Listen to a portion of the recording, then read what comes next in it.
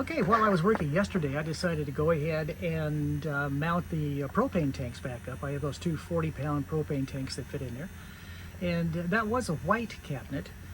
Well, we decided to paint it black, just so it would kind of blend in a little better. So I mounted the tank back on, or the surround back on with rivets. And then I put the tanks in, mounted those back in. And now we're pretty well set up to go for our refrigerator. That's about the only thing we have left with propane right now. And I think that's probably going to be it as far as I can think anyway. Propane heater, or propane refrigerator, and that only works of course when you're boondocking and you need some refrigeration. But anyway, the two 40-pounders should last us a long time because most of the time it should be on solar.